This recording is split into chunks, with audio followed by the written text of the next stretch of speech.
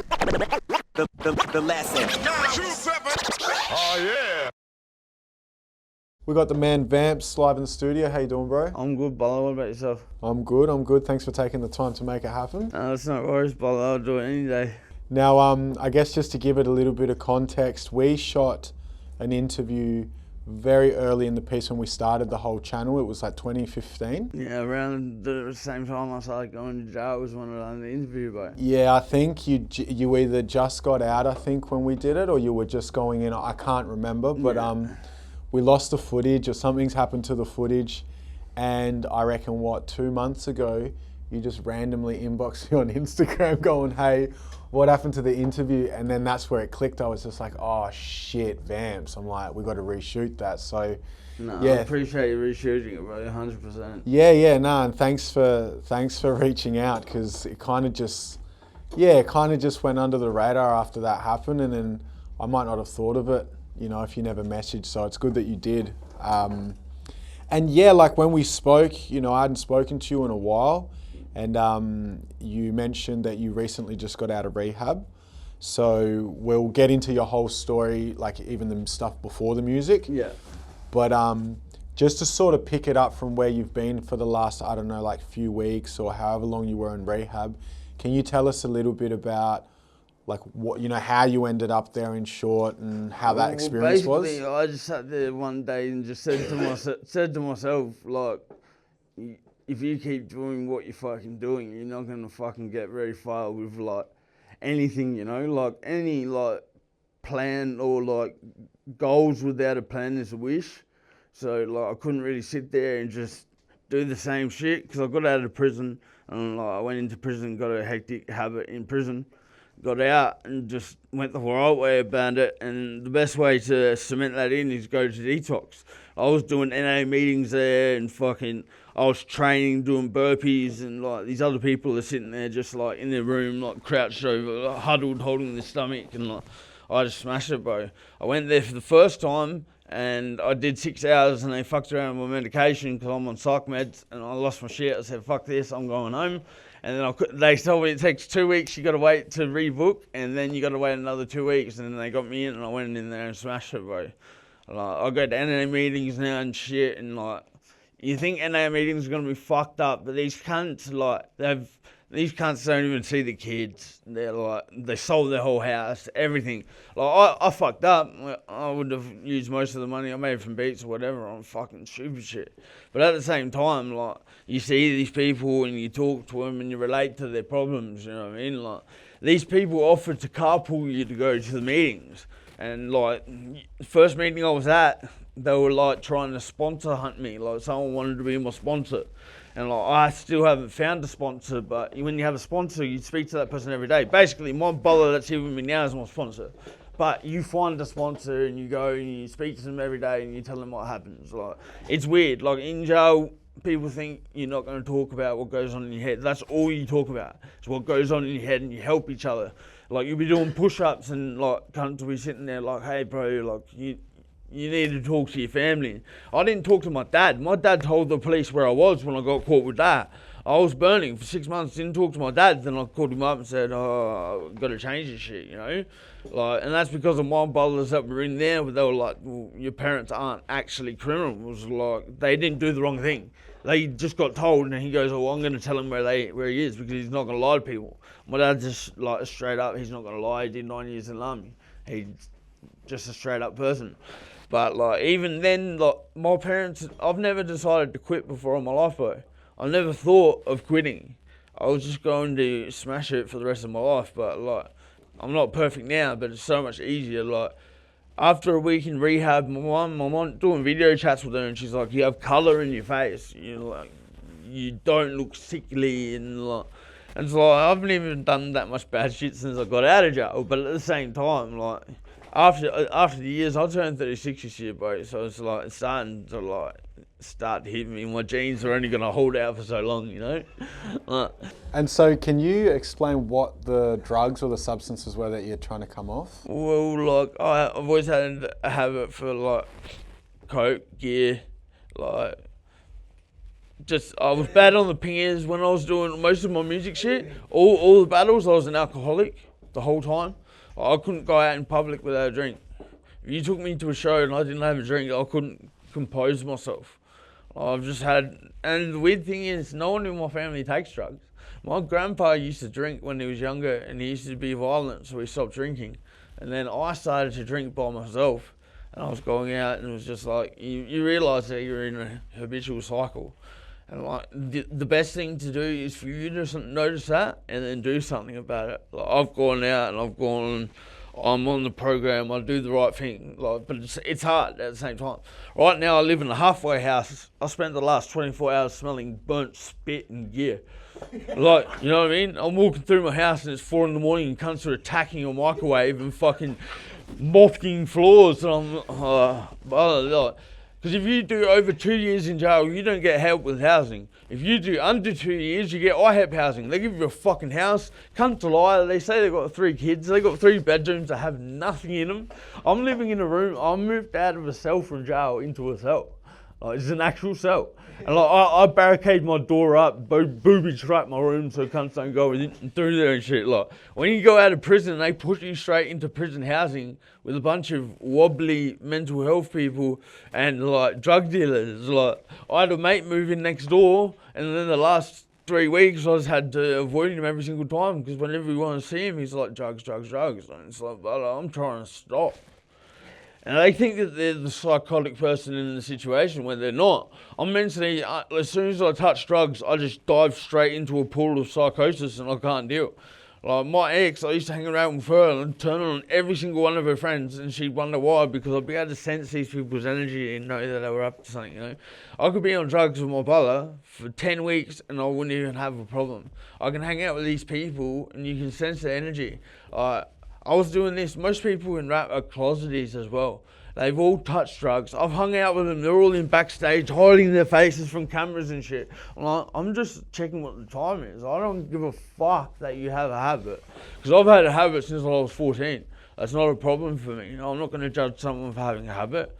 But at the same time, when you see your friends or someone that you're around that decides to quit, you have to help them. Like, it's about your friends. You don't want your friends to be down in the trenches with you. If you're in war, yeah, you're in the trenches, and that's your brother, that's your mate. You're like me at the end, like, that's your brother. But at the same time, if you see your mate in a bad situation, they ask you what's going on, and you don't give them good advice, you're not a good friend. So I've got a few good friends that are like, but you need to like stay away from this shit. Like, I've OD'd on GHB about 8 times since 2017. And it's horrible. And she used to clean tires, and people sit there and use it recreationally. It's a new drug. And like, since I've gotten out of jail, I've used it 8 times, and 5 times I've woken up snoring. I got sleep apnea. I ended up fucking like dying in my sleep, you know what I mean? Like, it's crazy. And like, that's just one drug. Like, I was never just hitting one drug. I was poly drug using. My parents used to flip out. I was 14, 15 years old. They roll in my room. I'm snorting fucking pills. I'm smoking gear. I'm doing this and that. And they're like, what the fuck are you doing with your life? No one in my family even touches drugs. So like, when it came to that, they were actually pretty supportive when it came to helping me. But at the same time, you can only help yourself. I was in jail, never had a habit, and then ended up with putrid like habit from the drug that you use in jail, which is mainly bupe. I was on that every day for fucking 3 years. Not one day did I not have. We were on lockdown and there was no one getting into the prison. It was hectic. My brothers were in like punishment, stuck in like the freezer in G Division, like bundled away and shit. Like, I got to see grass when I was in jail last, which was crazy, but like my brothers don't see grass. Like, they just do inner walls and do like heavy, like maximum security prison. For some reason I can Jedi my way through it, but like, they test me, bro. I had cellies that were in for murder, and like, it was so weird. We stare through the fucking trap for 5 hours at night like this, looking through the trap. What are you looking at? They come around once an hour. You know, like, some of the psychosis. I was sold up with someone that flushed a toilet, mattress down the toilet in G Division, bro. He had to rip it open with his teeth and put pieces of this mattress down the toilet, and he made one of the whole wings offline. And they put me in the cell with him. This cunt threatened the Premier. Goes, I'm going to kill you if you do not release my friend from psychiatric care. crazy, bro. And they put you in with these wobblies. And, like, the only way, like, the scary thing about jail is I learnt myself. Because you're trapped with yourself. You get different cellies, but every single cell you're in, you look in the mirror, you're like, that cunt. Like, I'm trapped with him. So you learn a lot about yourself. And I figured out that I had such an addictive personality. Like, most of my favourite rappers had addictive personalities. DMX was robbing people with basic crack on the way to these shows for hundreds of thousands of dollars. I remember I was doing shows with GP and they put me on the pipe band. I'd be sitting, like, eating gear in the fucking bathroom, like, trying to hide from these cunts because they would try and tell me I had to quit. I wasn't ready to quit at that stage. I'm ready to quit now, but I wasn't ready to quit back then, no way. And when you're in jail, that's no place where anyone wants to quit drugs because everyone's in there for drug-related shit. You're all just sitting there with addictive personalities going like, oh, how are we going to figure this out? Like, today, I'm not feeling right today, you know? It's crazy, bro. And people act like they don't get involved in it. I've seen people go on for 2 months, come out with a raging habit, sell their house, and it's crazy, bro, you know? Wow. So now that you're, you know, out of jail, and we'll talk a bit more about, you know, how that happened. But now that you're out and you've done your rehab, and you say you're living in halfway housing? Shared house, bro. Shared housing. Like, if you saw the state of this house, you would have a fucking nightmare. I'm just very, like, I've lived in some bad situations before, so I can conquer this. I can move from where I am. I've got, like, something coming up. I'm good. But halfway housing is hectic. They put you in with these other people that you're stuck in jail with, but then, like, they're on parole. They got 2 months left of their parole, and glass javelin every day. Like, just put it down, mate. You know what I mean? Like, you got 2 more months. Why aren't you thinking in the future? Like, they don't think like that. Like, it's crazy, man. These cunts are like crack creatures. Like. So that's where you're at now. Yeah, right? Where I'm at now is like I was in a stable situation where it wasn't that bad because it's a shared house and there's normally 5 people in there, but 3 of the bedrooms are offline. One of the bedrooms has no bedroom window. So that's a violation of the fucking, like, human rights code. So if they got audited, you can't escape if there's a fire. You're just trapped in that room. Like, and 2 of the rooms are offline. Like, one of these cunts that lived in there was 6'7", fell over, and the ambos came and got him and said he was 2 days from death row because he was that fucked up. And then I found out my housemate, like, dusted him up, and that's why he was so fucked up. He didn't even fall over. Someone who's in charge of, like, housing is going to see this interview and be like, righto. Fuck them at the end of the day, because it's like, I had better conditions in a prison cell than I do in my house right now. But, like, you got to laugh things off. If you're going to let, like, a little bit of water on your back, like, fuck with you, and they're like, no, man, I've endured some shit. This isn't even, like, hard. Like, if I feel bad, I'll just hit up one of my mates and say, like, oh, this is going on, and they just laugh and say, fuck it. Like, if it gets that bad, then we'll just sort it out. But at the end of the day, I can conquer it, man. Like, and so that's where you're at now. Yeah. And so what we're going to do now is basically go back to the very beginning and walk through how we got to where we're at now. Yeah. And I guess, first of all, like, I always thought that you were from the north side, but you're actually from the east side? Yeah, I grew up on the side of, like, McGill. My dad was a bus driver after he left the army. So he did SAS. He didn't like the idea of doing what he had to do. Left the army, started driving trucks and buses. So, like, I grew up on the east side of Adelaide, living in the hills. It's rich as, but my dad and mum didn't have much money. So we were broke as. I was the only person at primary school stealing and doing things because I go to school. These cunts will get lunch orders every day. I got 1 a year. My little brother can vouch for that. You get 1 a year, and if that lunch order was shit, you were attacking someone that day. Like, that ruined your whole day. Like, you get 1 lunch order a year, and mum and dad would be like, oh, we'll pack you, like, lunch. It's like 1 little sandwich and a few things. Like, they provided. I love them for it. But, like, on the east side, when you're surrounded by people, they're like, oh, mummy didn't buy me, like, 20 new, like, Pokemon cards today. Wigging out, I'm on the east side, it's like so broke. That's why I just gravitated to, like, areas like the south and the west and the north, because that's where I was hanging out with people when I was getting kicked out of home and I was being a bit reckless as a teenager, and I'd be like, oh, I'll go fucking live here. because they don't give a fuck. At my parents' house, if they smelt like weed smoke in the house, my dad would knock me the fuck out, and that'd be a night.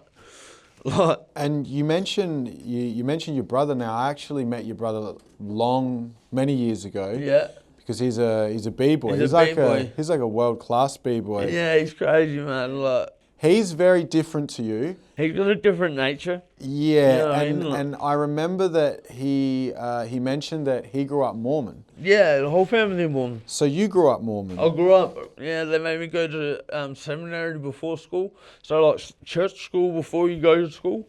And, like, they make you do activities on the weekend. And, like, they're not that bad. Like, I know, you know, the chef Poya, or the one from Po's Kitchen. She was on MasterChef. Yeah. Well, I'm friends with her brother, Casper. Like, last time he seen me at church, he broke down in tears and was like, oh, he's back. Like, I grew up with these people, you know what I mean? They're actually really nice people. It's just crazy because when I was a kid, I was such a manic, like, over-the-top person. Like, at church, if someone was, like, terrorising my little brother, I'd go and attack them all. And, like, my little brother's just, like, seeing all that, and he's like, oh, I'm going to duck and weave that. Like, he's having a kid now and shit, you know what I mean? Like, his missus is pregnant. So he's doing killer. I was in jail having, like, Zoom visits with my brother, and I'm like, what are you doing? He's like, I'm in Serbia. I'm like, what do you mean Serbia? He's like, I'm doing a breakdance battle over here. I'm like, well, you better make sure you win then. That's what it's always been like with me. When I hear that he wins, I send him a message. I'm like, yeah, killer, bro, you smashed it. You know what I mean? Like, I'm my little brother's biggest supporter. Like, I used to go to his breakdance battles when it was early, and he told me, stop coming. Well, what do you mean? He's like, you're embarrassing. I'm sitting there, like, cheering, like if someone battled my brother and he didn't win, I'd be like, offering him out, like, come out the front and punch on you, know what I mean? My little brother's like, you can't do that. Like, I want to be respected in this scene. And then I remember what I was like when I was at the hip hop scene. I was like, if my little brother come in and start, or my older brother tried to do something, I'd be like, you're embarrassing me, bro. Let me have my limelight, you know? It's crazy. Like, you wouldn't think that my little brother can breakdance either. Like, he reminds me of Barney Stinson from How I Met Your Mother. Like, we do not look like we're related, but we're 100% related. Like, I'm too much like him. It's just in different ways, you know? And so, growing up Mormon, like, I don't actually know I know Mormon's like a type of religion. They believe that, you know, the ones that knock on the front door and they're like, we'll help you with anything. Like, that's them. They're crazy. Like, my older brother and little brother went and did the door knocking missions, shit like that. Like, they basically believe that there's another book, and these people fled from Jerusalem and went to North America and lived there, and that's where the Tower of Babel was. And then they lost all their languages and fucking da-da-da, and all the American Indians and the Aztecs were actually from Jerusalem. It was Lehi and his sons Nephi and Laman and Lemuel. And God actually cursed Laman and Lemuel's kids to be darker in skin, because they did the wrong thing. They turned on their father. So in that book, because I've read the Book of Mormon, I know it well enough that if the Mormons roll up, I'll run game on it. But like, have you heard about Nephi? Or what about Laman and Lemuel? And they're like, oh, he's prepared. Like, he knows the questions, you know. It's just a different religion. But like the Mormons, they have one of the world's best family history records on the planet. That Ancestry.com is run by the Mormons, bro. Like, they do this thing, right? This isn't exposing any of their secrets either, because at the end of the day, anything they taught me, I'm not going to lie about. But they get baptized for their dead relatives. So as a kid, they baptize you for another relative, and they do like 10 or 20 at a time, and then you're done. And like, I used to be going in there and I was running amok and partying, and I could feel the bad spirits in there, like following me, like, oh, like, I shouldn't be here doing this, like, it's crazy, like, but most people that believe in Mormonism, like a lot of Polynesians have gravitated towards it. They love it. I used to have the Polynesian missionaries come to school when I was in year 6, and they'd help me draw. Like, I used to draw these worm characters, you know, like Worms Armageddon. I used to draw them shooting each other. That's how I used to calm myself down as a kid. They used to roll up to church, like to school, big, like massive cunts, and they'd be like, hey, what are you doing, Tyro? Because they knew that I was such a little, like, I looked like Dennis the Menace as a child. And they're like, but he's just getting dragged out of class by his ear every single time. Like, I wasn't buying it. I'm not saying that it's not true, but as a child, I was just like petrified. I'm like, what, Jesus died for us, and then I still have to behave. But he died for my sins. How does that work? You know what I mean? I just never gravitated toward it. My whole family are Mormons except for my sister. She stopped going, and I spun out. I was like, why'd you stop? She goes, I don't believe it anymore, you know? It's crazy. Like, when your whole family, because my grandparents converted on both sides. So everyone in my family are Mormons. It would have been like, I started battling in 2005. I remember trying to battle someone down at Victor Harbour, like 3 weeks into rapping. I didn't want to rap. And then cunts were just trying to battle me at this one house at Flagstaff, and I couldn't cop it. I fucking started throwing back like 2 lines, 4 lines, and cunts were like, you're actually not too bad at this. Because I couldn't cop it. Like, these cunts were all, you know when cunts are drunk and freestyling, you're like, and I'm sitting there in the corner, and like, I was taking a lot of like LSD, other shit at the time, and I'm sitting there like adjusting to these cunts like, hey, you're trying to make me look like a fucking goose right now. So if you're going to fucking battle me, this is why, like, when people are like, why haven't you battled Cursor or Dribbles? I was fucking mates with them. So why the fuck would I battle someone that I do like? There were so many people that I didn't like. I picked out Ilyak. I fucking picked him out because someone turned on him in the middle of a battle when he battled Greeley and called him a Jew. And they're like, Adelaide's full of racists. So I did 2 rounds of Jew jokes. And then my 3rd round, I compared Ilyak to his missus, and Ilyak's in tears because he looks exactly the same. I lost because I was being racist. I picked that battle, you know what I mean? I went there with a broken hand because I smashed someone's skull in after the last battle when I battled Mandle, chambered my whole finger. Like, I remember when I battled Ilyak, we drank the whole bar dry. Like, they didn't have any more alcohol to give us. Like, me, Mandle, and Dribbles were like drunk, just terrorizing people. Like, I went to the battle shit just on a mission. I was like, if these cunts want to battle me, I'm down for that. But if I'm friends with someone, I'm not battling them. But if I'm not friends with them, fuck them. Like, the gloves are off, mate. I'll mention so many things that you do not want mentioned. I battled Zane Azrai, who's a retarded Asian, and dissed him about it for 3 rounds straight. I showed Sean Strange and shit, and he sat around in the studio with his homies and watched it and goes, this is my homie from fucking Australia. Just like smashing battle rap, you know what I mean?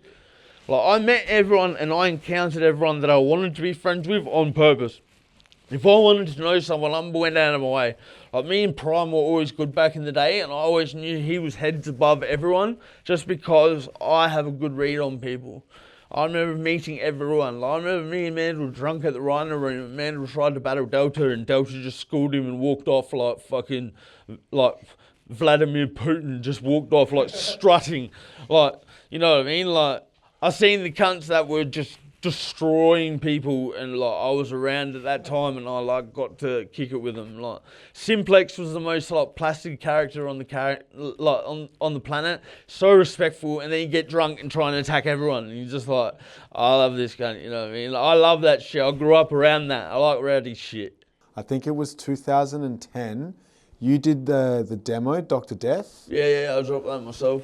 Now, in that, there was it a song where there was shots like you fired at, is it Tycotic? Yeah, because Tycotic sneakoed me in a fucking show like a ghost and split his hand from here to here, hit me in the mouth. And I went to bash him, and fucking some other cunt got involved, so I fucking had a tussle with him. Like, launched him halfway across the fucking like area we were in, and then I felt a pressure in the side of my head, and I look up, and this cunt's holding his hand, and it's pissing blood everywhere. I'm like, what the fuck happened?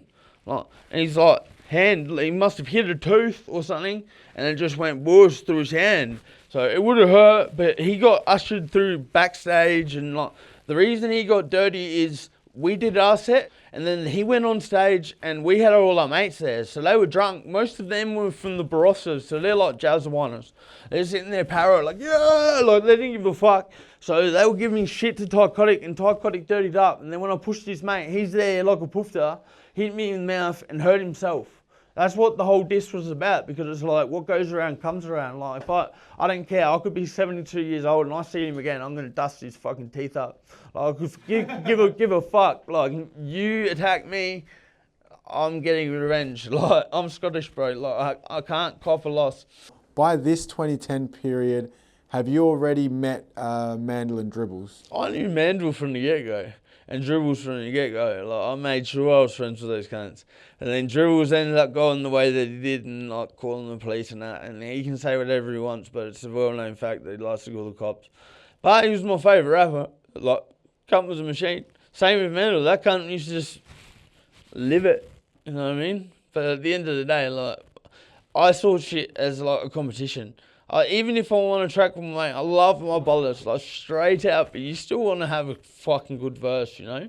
And, like, that's what I learned from them. Like, because earlier on in Madism, they wanted me to be amongst it.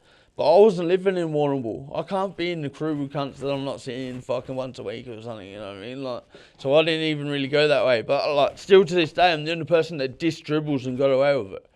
Like, cunts can put him on the goose, whatever, but the cunt can fucking rap. He used to wake up in the morning and get the fucking paper and he'd line and underline shit and come up with punchlines every day. I learnt a lot from that cunt. Like, he just took another angle to it. And he'd be in the studio like a fucking actual rocking retard, like doing his ad-libs like, ah! But you'd be watching him and being like, this cunt knows what he's fucking doing, you know what I mean? Like, Now, you briefly mentioned that, you know, you're one of the only that dissed Dribbles and got away with it. Now, that diss is on Dr. Death as well, isn't it? No. I dissed him, like, he dissed me out of nowhere, dissed him, and then he fucking dissed me back on a Limp Bizkit beat, like, keep yelling, like, I'm thinking, this cunt just missed a shot. Like, it's like you like, go to fight Mike Tyson, and he's going to put a couple on your chin. Like, Dribbles was one person, if I had to battle him, he knew what he was doing. He's so talented. I went in on him, and then he tried to flip it on me. And then I wrecked him again. And then, like, I don't know why, he just never went after me over it. And then, so what started all that, if you guys were friends? Because he dissed plans online and blocked plans. And I said, if you're going to block plans, don't diss him online and look like a fucking girl. You're from the same crew, just go fucking see him. And he dissed plans on the track, and then on the end of the track, he's like, Vamps, you fucking, like, goose, or put me on the gronk or something. And I just weeked out on it. I sat there for like an hour. I'm like, this is like one of my favourite rappers. And he fucking, like, just turned on me, you know what I mean? Like, what the fuck? So Dribbles dissed Plans, but wasn't Mandle, Dribble and Plans They were all in the same crew. So why did he diss Plans? They fell out over something that happened between them. And I just told him to keep it within the crew and don't go fucking airing it out, you know what I mean? And I ended up getting caught as friendly fire, you know? Yeah, I wasn't expecting that.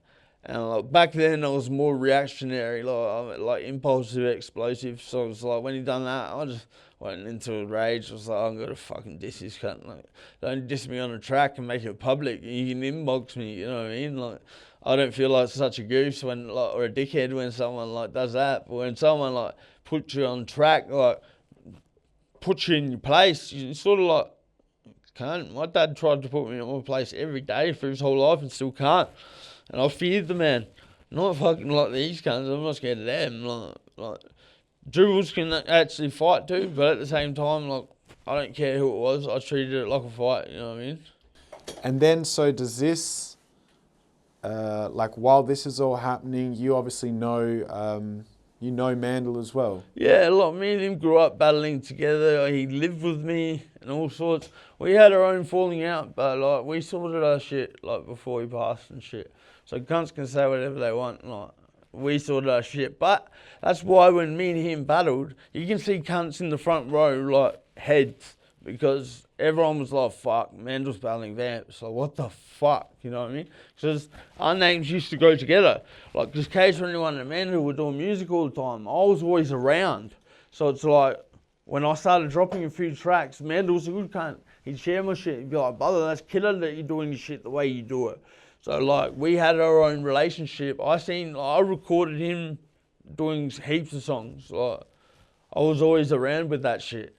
If in 2010 you dropped your demo, then I think it was like not long after that, that's when you had your battle with Mandle. Yeah. You know, rest in peace. He passed away not long after that battle. Nah. And so, yeah, I guess I remember seeing that battle And I remember thinking, what the fuck? I can't remember why, but now that you said what you said, it's obviously because in my head, you guys rolled together. Yeah, we rolled together and something happened and we fell out.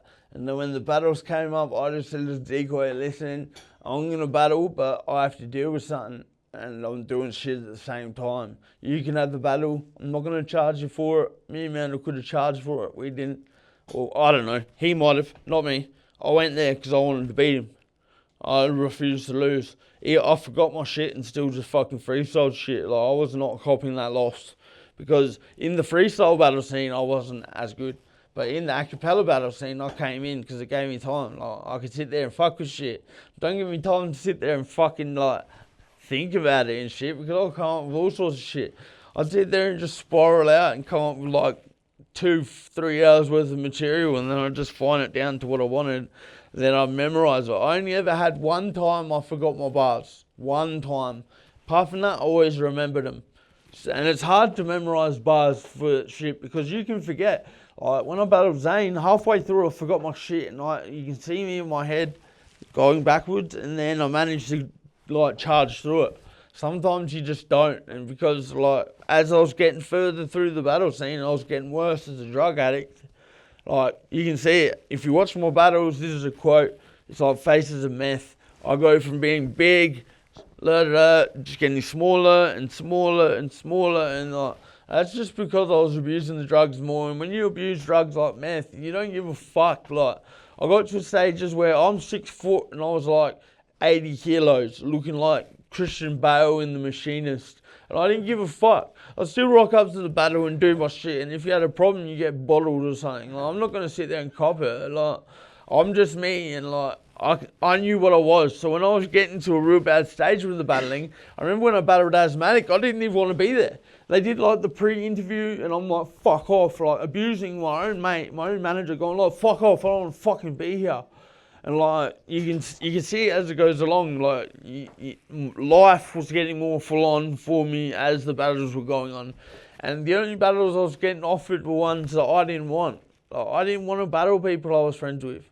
Like I got offered Dribbles and Cursor like 20 times. I said no.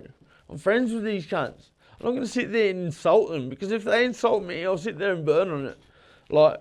Because you'll be like, oh, fuck, like, that cunt fucking... It's like when Dribbles and Mandle battled, and then Dribbles changed his bars, because they pre-wrote that shit, so it would look like a spectacle, and then Dribbles changed his bars, and that's why in the battle, if you watch this, watch where Mandle says, oh, the second time this happened to me, what about the third time you bitched out to Vamps?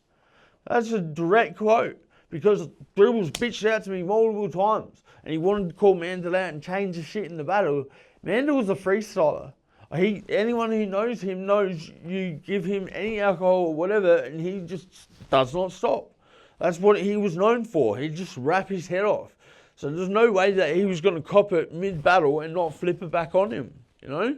That's why I couldn't battle a friend.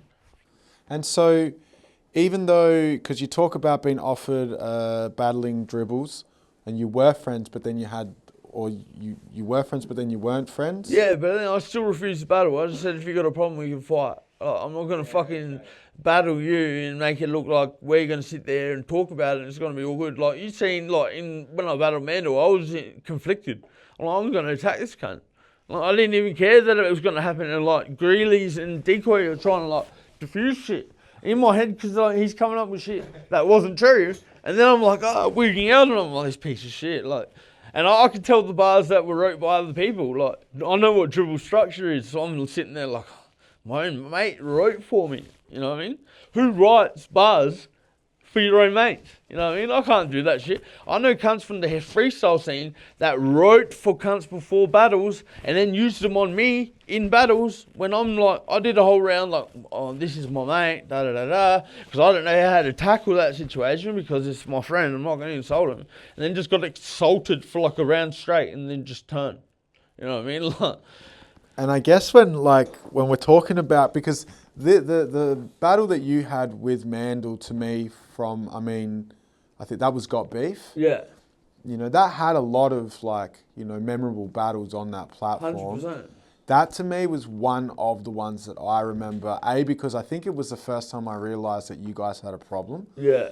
And then B, the battle, when I watched it from memory, it got very heated. There was like some pushing and shoving, and you could tell that you guys just wanted to punch on. Now, you mentioned, so obviously instantly when I'm watching, I'm like, this is a personal battle. Like these guys have some serious issues here. You mentioned that you guys had a falling out. Yeah. Can you go into what happened with that? An argument ensued over the dishes in the house I was living at. I wasn't cooking food at the time, so I refused to do the dishes. I told this cunt, you need to do your fucking dishes, mate, and I'm not fucking doing them for you. Then he wants to kick up, so I said, all right, you can fucking get on your fucking wagon and move. And then when he's packing his shit, he goes, can I go into your room and collect some of my things? I said, yeah, go for it, mate. He walks in there and grabs a 1/4 ounce off me and fucking bugs. I fucking message him and go, you piece of shit, you stole off me after this. Like when I moved in with him, this isn't talking shit about someone, but I gave him my bed. I was staying on a mattress on the floor, rooting my missus on a mattress on the floor, so this cunt could have a fucking bed. And then like I was hiding bitches under beds, in fucking closets, pushing him out through windows and shit so his missus wouldn't find out. And then he throws me under the bus because I did something once. I was like, nah, I'm not tolerating it. Like if you're my brother, last thing you throw me under the bus for is for women. Because at the end of the day, like, if my mate does something and their missus goes, what happens? I'm telling them exactly what happened because nothing happened. And if something happened, I'm not fucking saying nothing. Not going and telling someone's partner that you're fucking cheating or doing something like that when you're meant to be mates. It's like, hey man, if you had a problem, come address me as a human. Don't like go backwards and like go around and tell cunts that I'm the bad cunt. Like, I'm not going to have an argument with someone over dishes and stupid shit when I'm feeding you and helping you out with all sorts of shit, just over, like, chatty shit. That's why when it came down to it, I was like, yeah, the battles are popping off. I'm calling Mandle out. I'll fucking battle the cunt right out. I started that, and he knows that. Look, I started that off. I said, do you want to do this battle? He goes, 100%. I'm like, well, fucking, I'm coming for you. Like, I'm not going to fucking half-ass around. Like, he did have some good bars, but he lost his shit. Like, and at the same time, the way I rate a battle is if you're telling the truth. He was saying I was doing certain things that I wasn't doing. He was just lying because when you're on camera, if someone brings something out, someone could be like, you wear clogs and you chase people around the house. And people will believe that shit just because they've told someone. So, like, he was saying things in the battle saying that I was doing this and that. And I'm sitting there like, no, that didn't happen, man. So I was twisting. Because, like, in the battle, when I battled Cryptic, I had 3 drinks in one hand. I threw up in my mouth in the middle of the battle. Like, it's on Greeley, but you can see Greeley, and I'm holding my mouth shut with both hands. I was that much of an alcoholic. Like, I had to decide whether to run for the toilets and throw up, or just fucking throw up in the middle of the battle. I didn't want to be that cunt that it goes, rapper throws up in battle. I seen that flash in front of my face and I was like, no, I'm not having it. I guess just to backtrack and to finalise the bit with the Mandle battle. So once the battle happened, you actually got given the win. Yeah. And then, was there an incident that happened directly after that battle? There was a situation where I like offered to like take it to a violent stage and it got turned down. But like I ended up breaking my hand later in a fight unrelated to the Mandle incident. They were trying to say that I stole the win because one of the judges said I give Vamps the win because I'm scared of him or something. And if you look at the YouTube comments for that battle, cunts are acting like I was the worst cunt on the planet. All I was a Terry Tough and I just wanted to prove this and that. But it's like, I wasn't doing that battle just to act like I was tough. That was the furthest thing from my mind. It's just, if people know what I'm like, I'm a loud person and I'm confrontational. So that's just how the battle was. Me and Mandle were like, you could tell we hated each other at this stage. Like, that's what I'm like. If I hate someone, I'll battle them. That's your way, like, of figuring out playing 4-dimensional chess with this cunt. Like, I'm gonna fucking beat this cunt. I don't care what I had to do to beat him either. Like, yeah, I had to throw my head around a few times, but like, got under his skin, he forgot his shit. Like, if he had done that to me and I had fucked up, I would have chalked up the win to him and been like, well done. Purpose judged that battle. Crazy Eyes judged that battle, and I've bashed him. I bashed him with a fucking jug, like full of alcohol, smashed it on his head and stabbed him in the side of the head 5 times with it. Ended up bashing the security at the fucking venue at the same time. I can't know, because Crazy Eyes battered me and made me look like a goose after being at his house, smoking hash with him, and then he used pre-written lines that he wrote on the day. So I bashed him down the stairs of the night train. And he judged the battle and he said that I won. And I bashed him. So why is it looking like I'm interrogating, like intimidating, like battle rap judges? Purpose is like I give the win to Vamps, you know what I mean? So like, I wasn't sitting there trying to make cunts like me. I still wasn't even really that well known back at this stage. I just went in with the energy that I went in with. That's all that was different, you know? And then, so if it was like a year after the battle that Mandle passed away. It was about 2 years after that. Like, it wasn't as soon, you know what I mean? It was a couple of years after he passed away. Like, we hung out at the Uyak battle. Me and him were drinking together and everything. So and how did you guys sort of make the amends? I made the amends. I seen him and was like, hey, brother, what are you doing? He's like, what do you mean? I'm like, we were mates, bro. Like, get the fuck over it, you know? And he's like, all right, kill it. Then we'd hang out. We just fell out over stupid shit before he passed, and then we had a fight, and then like it was all sorted, and then yeah, he unfortunately passed away. Like I still miss the cunt, 100%. He was my mate. But like when you have falling outs with your mates, you got to own up to that shit, and like that's what happened. I'm not gonna be different because someone's dead, but at the same time, like I love the cunt, and it is what it is, you know, like. I can't change shit that happened. It was fucked up. Because he just got his Centrelink house. Like, he just got his housing trust house. He just got a job. He just got everything, you know. And then that's just how finite life is, bro. So, like, I don't deal with cunts the same way that I used to just because I wish I had dealt with him or with Dribbles a bit differently, you know what I mean? I could have been the bigger cunt and not bitten into this shit. But at the same time, I grew up with cunts saying, just don't cop shit. So at the same time, I'm not going to just wear it, but, you know, like, you got to accept your, like, part in the conflict, you know? Well, rest in peace, Mandle, man. Yeah, 100%. There's a lot of music that he released that never really got dropped, and, like, if anyone wants it, you just email me. I'll fucking send you the cunt.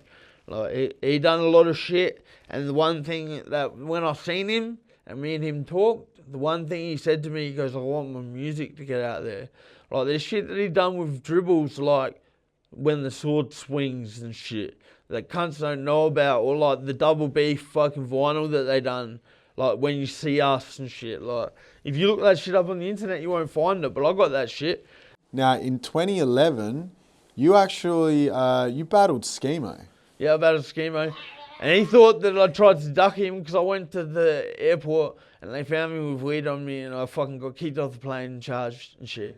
And then he acted like I ducked him. So I said, 2 months I'll be back up there. Went back up there.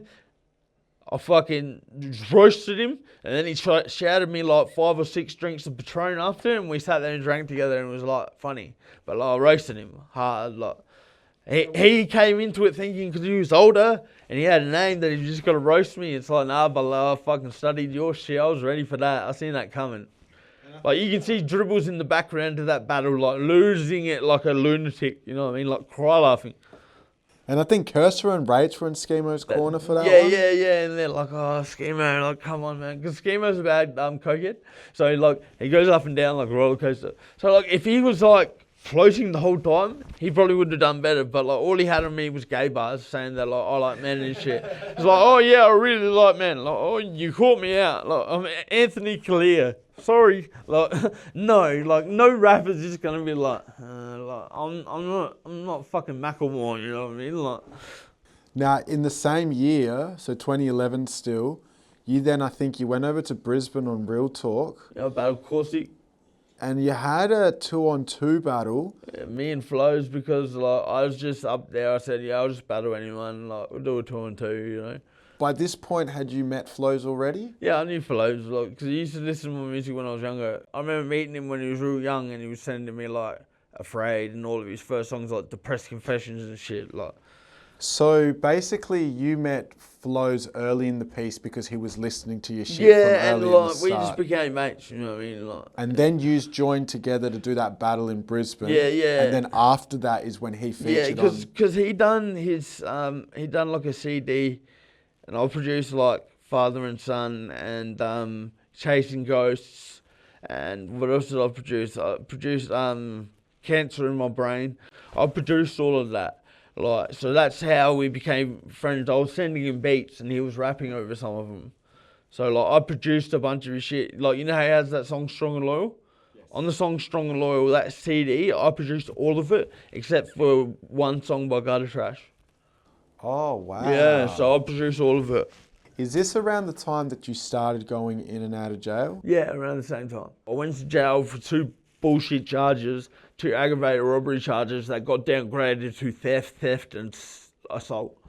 But it was just bullshit. Once you start going in there, you go into a cycle. And then I started doing like a month here, 2 months there, another month here, 2 months there. And then I was in jail in 2016 and I had an incident with a prison officer where I popped his collarbone and fractured his eye socket because of something that happened in a unit. I ended up getting charged for that, did 3 months for a punishment run and getting 9 months for aggravated assault with a civil servant because that's what they're classed as. And then I done my sentence for that, 2016 to 2017. I got out in 2017 and I stayed out to 2019 and then went to jail with enough charges to do at least over 10 years and beat all those charges, and the only charge I went down was for one of them, and that's aggravated possession of a prescribed firearm. I ended up doing 2 years and 8 months on the top. That's just for, and I wanted to get my early guilty plea in early, but with the lawyer shit, they're fuckheads, and I ended up with only like 5 or 10% discount. So like I lost like 4 months of my sentence or something. I didn't even get parole. I got approved parole. They wanted me to do the violence prevention program. I did 4 months of it, and then I found out I wasn't eligible for an extended supervision order. I said, jam your course, I'm not doing this. And then I went and seen parole 2 weeks later. They granted me parole. I couldn't get an address, and I got an address 2 days before I got out of jail. Because I was going to get out, and I was going to have to go stay at a homeless shelter. Basically, there's nowhere I could go, and then they put me in where I'm at now. If you just backtrack for a sec to when you first started going in and out, right? So that 2014, 2015 period. Yeah, it was fucked up. Like, I had nowhere to go. I got out on Home D and I went and stayed at my mate Steve's house.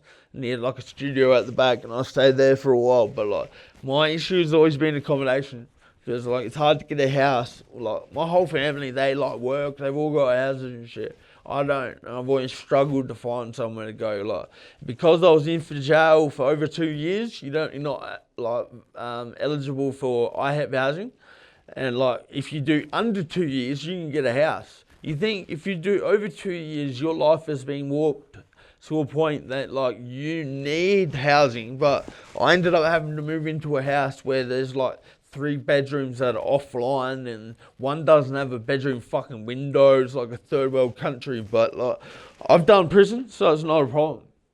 Like at the end of the day, I can clean up my own space and I can live in my own space, but you like when you get out of jail, you don't have many options. Like you get put where you get put, and then any job you try and go for, they ask what you've been doing the last couple of years. What am I going? Like I was in jail for a modified loaded firearm. It was only a 22, but it was still loaded and it was modified so you could like keep it hidden and shit. Like now, before we get to that bit, because I want to go through, you know, we were speaking to your Coe, and you know he made it clear that we want to talk about that, and we're going to. But just before we do, you mentioned as you were coming in and out, then I think you said maybe around 2016, there was an incident where you assaulted a guard or something? Yeah, prison guard. I was in prison. I got basically set up by someone. I was in their house. I had steroids. I went to go sell someone some gear. And I went to the car. Cop car rolls up. Goes, hey, Tyrell Granger. Throws a bag of gear into the car. Goes, hey. So basically they got me out of the car. They found a machete that was this long. And they found a bunch of steroids on me. I got bail, But then the next day, when I went to go get my car, I drove home and I went to a spot because I was still smoking gear. So I went to go rage some gear before I went home because I don't want my mum to know I'm smoking gear.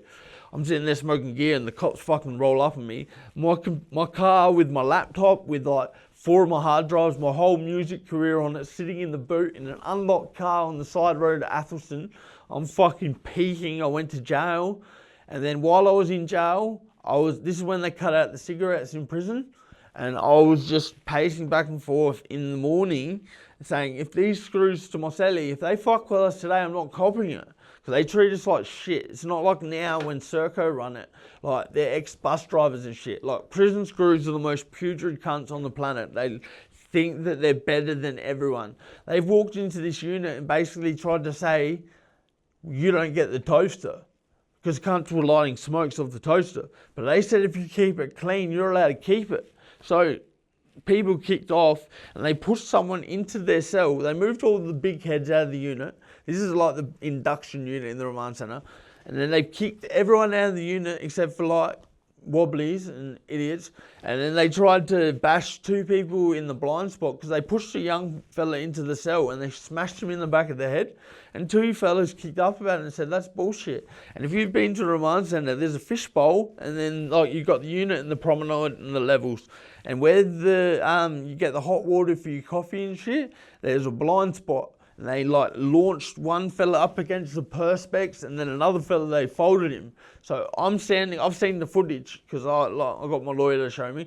And I had a blackout because I've got mental problems like drug psychosis and BPD and shit. So I started looping out and pacing back and forth like a lunatic. Like walking back and forth, and then I just jump in and I'll push one of the screws.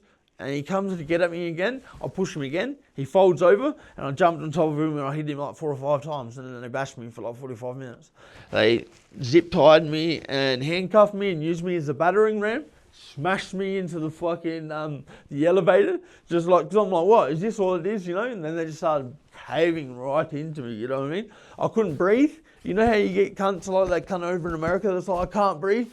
I had some, like, 5 or 6 screws on top of me, folding me like a pretzel, and I'm like trying to breathe like it's crazy, bro.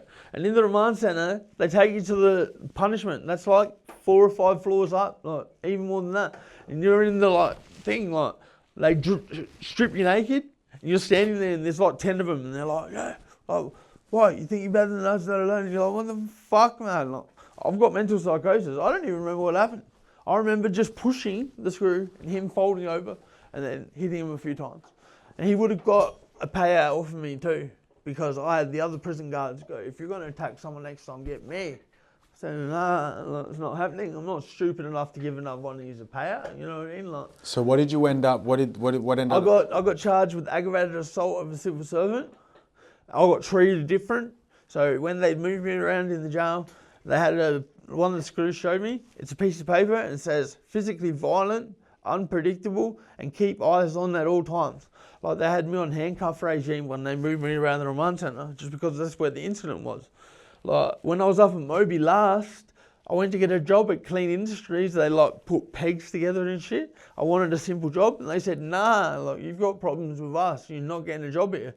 I had a job in the laundry at Port Augusta and they're like, you're lucky with your history to have this job. I'm like, what do you mean, man? Like, I was like coming down off drugs. I was in Unit 1. I was meant to get home to bail. And where I was staying, the person told corrections, oh, we're moving in like a couple of months. So they said he can't stay there. So I had to stay in for another 2 weeks. And if I wasn't in at that stage, like I wouldn't have done the jail that I've done. It's crazy. Like I was in just for a couple steroids charges, a machete, and a bunch of weapons charges because they never caught me for fuck all. And then like, I got done for all of that, and then I was in there for that, and I was like, I could have got bail. I asked my mum and dad, can I do home day at yours? They said, no way. I said, what do you mean? Like, you're getting done for steroids and what? But I've like shattered my elbow. Like that's what they use to fix people is steroids.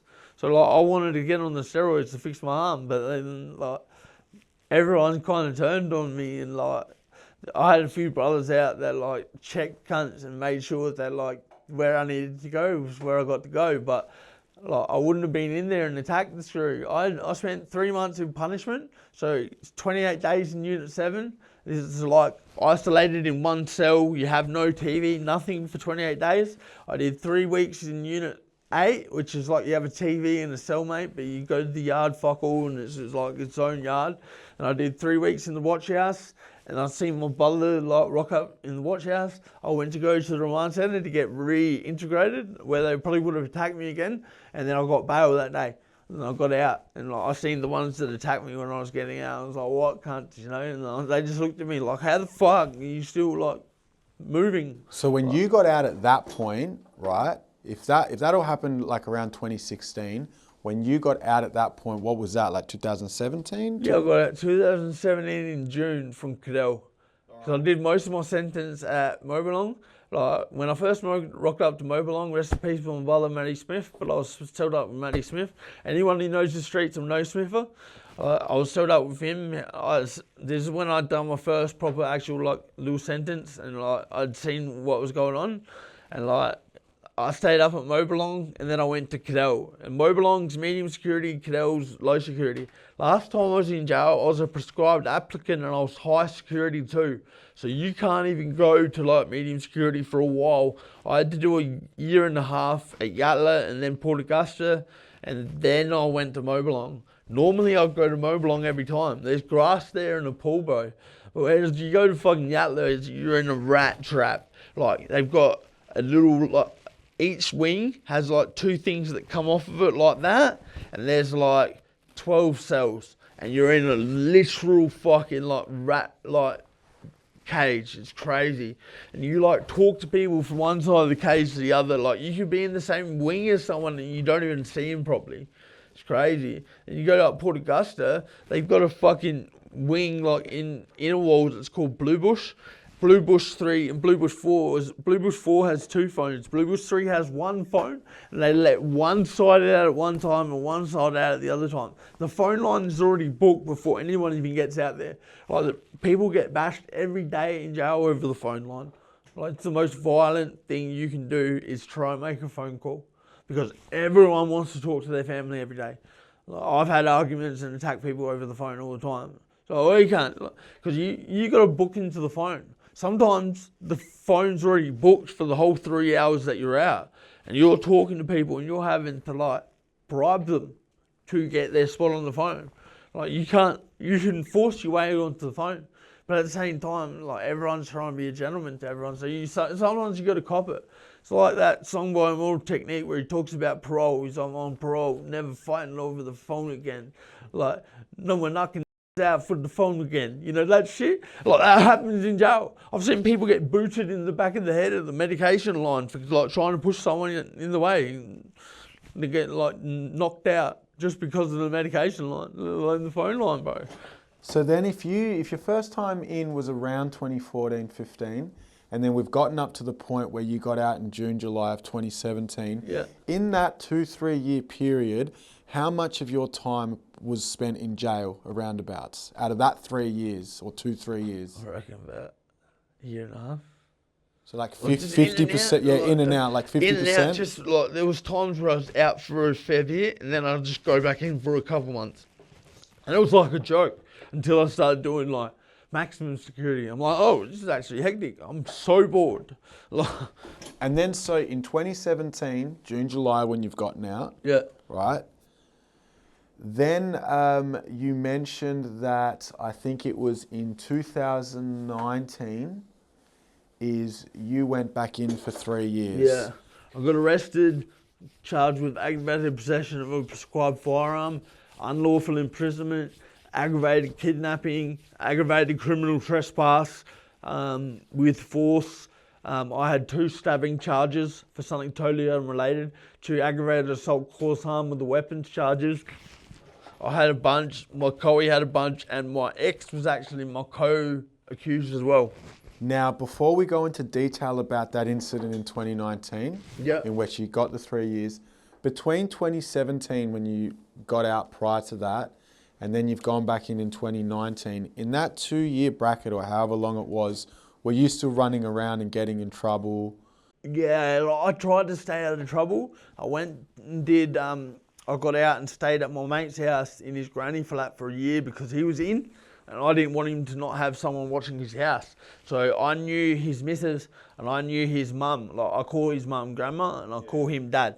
So I'm like, I'll go stay at your house, dad, you know, so you're all right. He was doing like, ended up doing 4 years on the bottom, 8 years on top. He's not even finished his parole yet. I was going to take his charge, and he goes, no, you're an idiot. I did the wrong thing. I'll do it. You know what I mean? I stayed at their house for a year.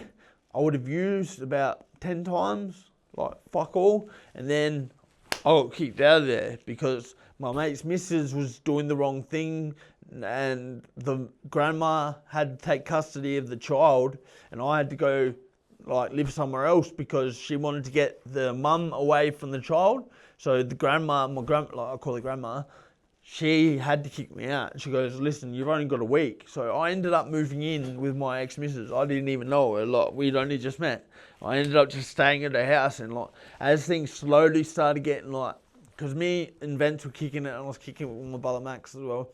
I was doing that, but when I wasn't seeing my mates, I was sort of going downhill, and I had a putrid weed habit, and it was just like to the point where me and my ex would get weed together, and then I'd smash one first, and then I'd be breaking her down for hers. I'd be like, hey, I need some of that. And then every time that I'd smoke meth or something, I'd go straight into psychosis, because when you're around bad people and you take drugs, you catch on to their shit, you know what I mean? Like, I'd be getting bad energy off these cunts, and then I'd be feeling weird and conflicted, you know?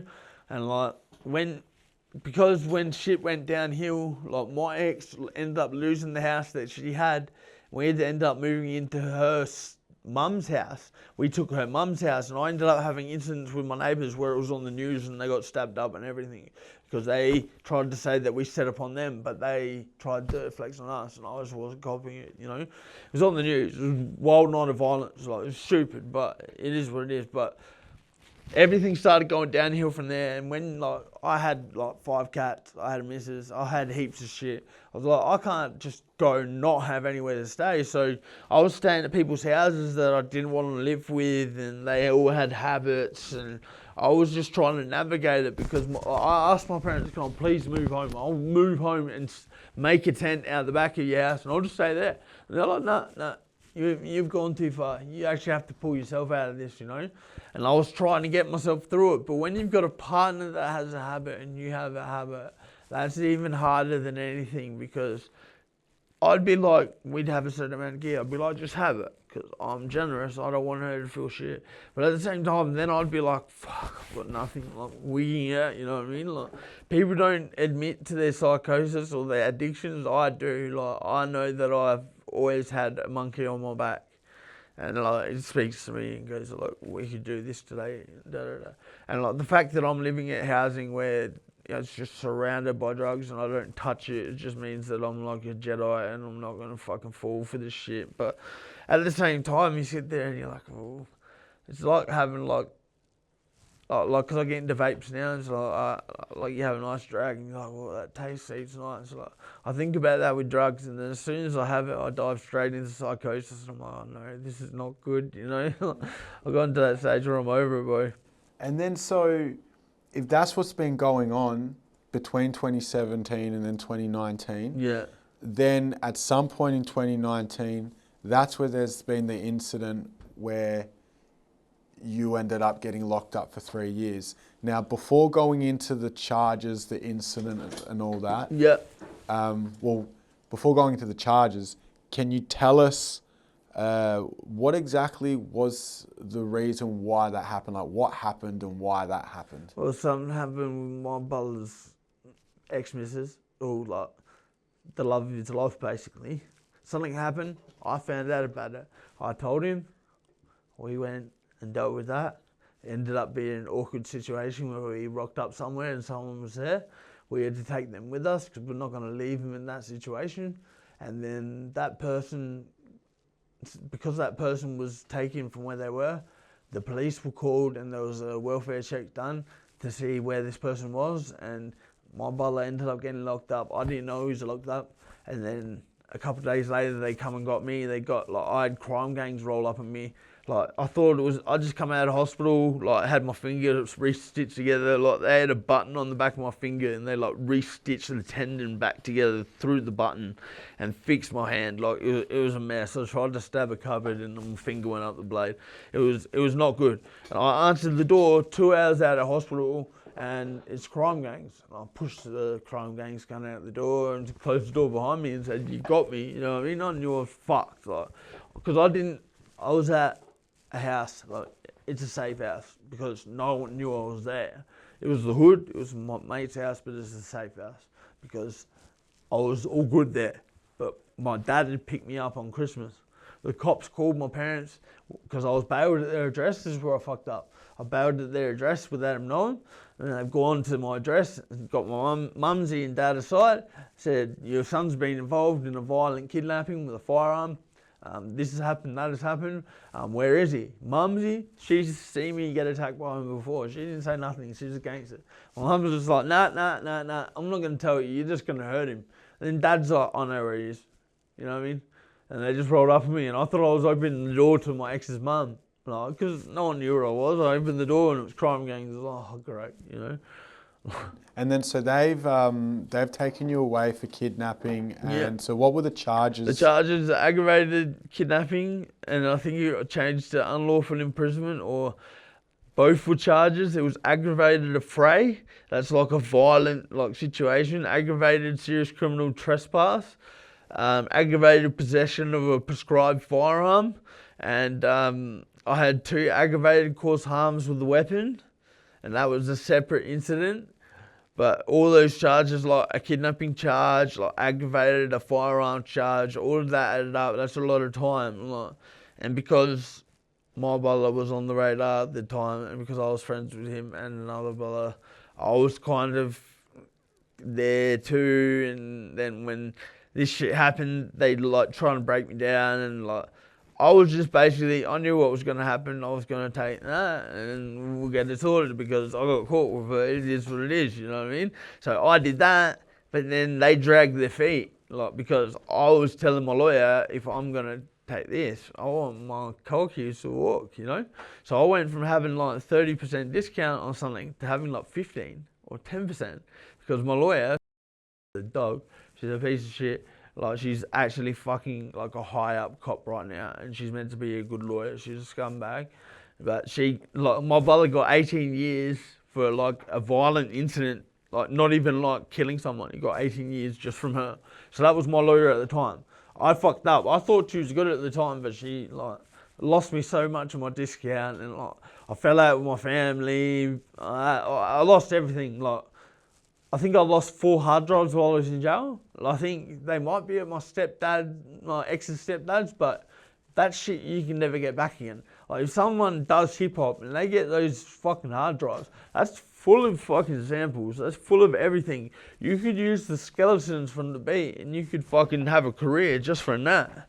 And I lost all of that just from going to jail. But that's what happens, boy. Like, if you're around shit, you caught with something, you do what you got to do. And at the end of the day, like, they try and break you down and say, "Oh, who's just this and that and this." It's like, I got caught with this, mate. And I'm doing it in jail any day because at the end of the day, I was hanging around with stupid people. I had something at the time and I did the jail for it. Then all that needs to happen is someone goes to jail for it. It's not like other people are retarded and everyone that gets charged with something will all go to jail. You don't have to. Someone just takes it and then the other people get to walk, because at the end of the day, we didn't get, like, whatever they're trying to say that we did not do. It's not like it was a violent fucking like it was hectic, but it wasn't as hectic as they're trying to say. Like, we did not kidnap a person. We just went somewhere and there was someone there and it was just like, oh, you're coming with us. And then they panicked and thought something else was going to happen. But nothing else happened, bro. Like, it's just the police were out to get my brother, and because I was there, and they thought, obviously, because some other people buckled, they thought, "Oh, we can get this cunt, you know? We'll just put him on prescribed applicant." Like, that means you can't get bail. You can only go for Supreme Court bail. You've got to pay like $4,000, and there's no chance you're getting it. Like, unless you're like, My brother's fucking dad was like dying of cancer and shit. Like, had bad cancer, and he was his carer and still couldn't get bail. It means that you're a special case, like prescribed applicant, because like they called the firearm I got done a prescribed firearm because like. Can you say what kind of firearm it was? It was a 22. It was a modified 22. And it was obviously loaded and. Yeah, ready to rock and roll, like the Led Zeppelin boat. It was hectic, like. But that's just how it was at that stage in time. And at the end of the day, I did the jail.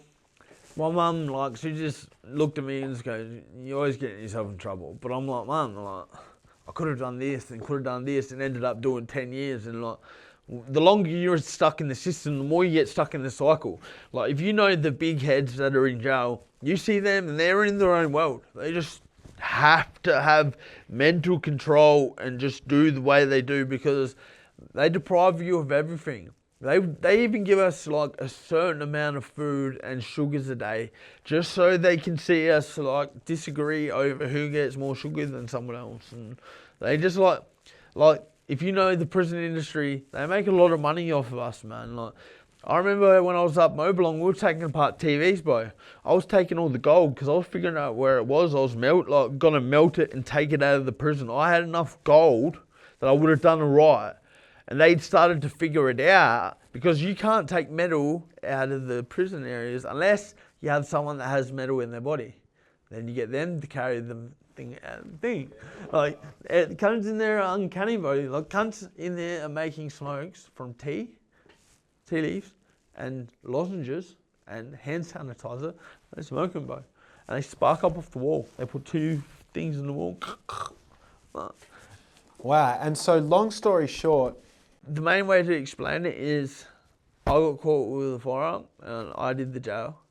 And these cunts can try and sit there and fabricate whatever they fucking want, but it is what it is, man. Like, as long as someone does what they gotta do, like, it's not like an issue, you know what I mean? Like, at the end of the day, it's smarter that way. Like, I'm not gonna get caught riding dirty and then be like pointing at everyone else and be like, "It's their fault, it's their fault." Like, fuck that, man. Like, I'm not gonna sit there and fucking like drag everyone down. But then I had to wait for the DNA and forensics, because forensics takes a long time, bro. I got locked up on New Year's 2019 and I waited till September the next year, 2020, for the forensics to get done. But no, they can do this shit in a day. They made me wait that long. I've got a brother, son, he's a lifer, like, love this cunt. He's one of my close brothers. He did 5 years or 6 years on remand and got 1 month back date for something he didn't even fucking do.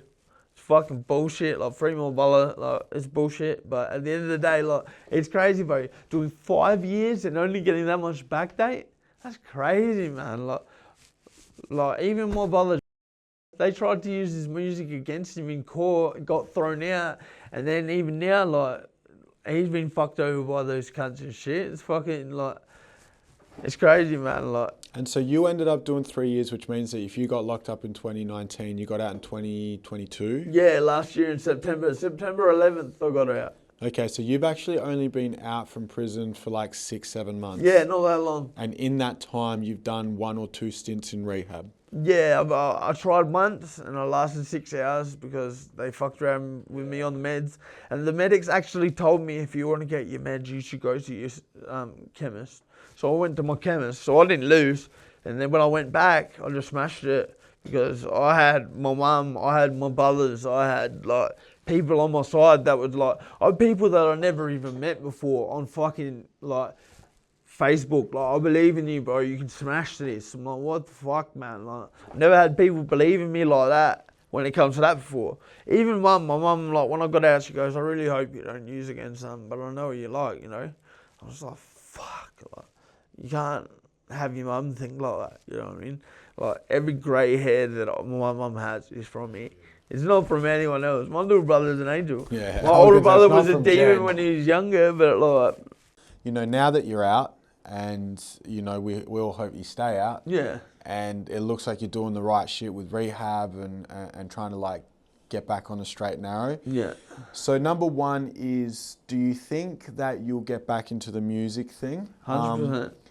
Okay, and then if that's the case, Do you think that you will do something again with VAMPTS? I always looked up to him, and then I ended up being his mate.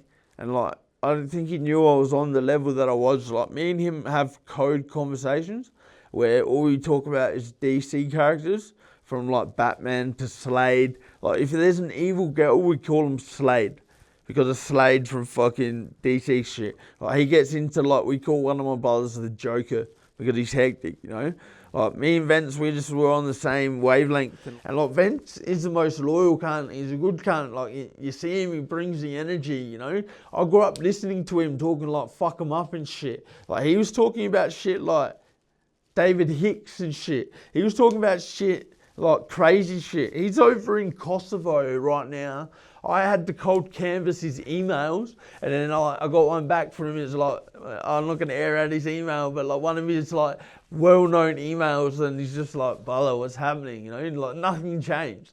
Apparently he's just over there drinking. He works all the time, and he's got a missus and shit. He's doing killer, because I'm happy for him as a friend. I don't need him to do music. But at the same time, I will be trying to lure him out, 100%.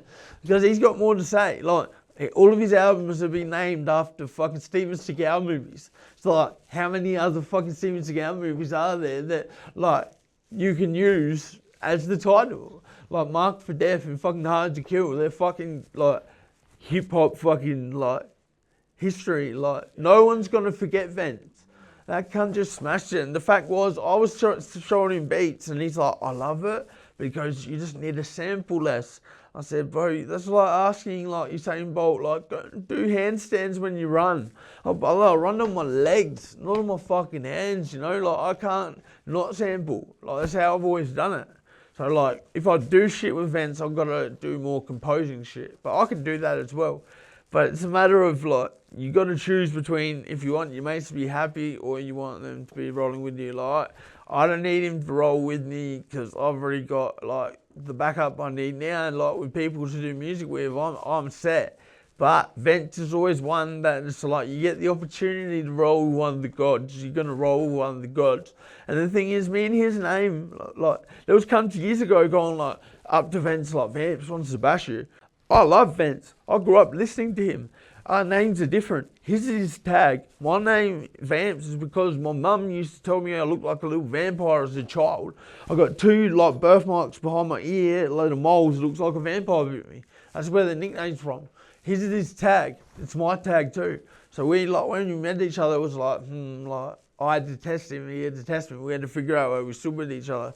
But I love him, like. All that shit he was putting up on fucking YouTube and shit, he was babysitting my cats while he's putting up all this shit and videos, and they're like running across his laptop and shit. Like, he wanted to adopt my cats. I had a cat called Seth and a cat called Snack, like Snack the Ripper, and he didn't want to give them back. I'm like, brother, they're my cats. Like, I want them back, bro. The lesson. 927. Oh, yeah.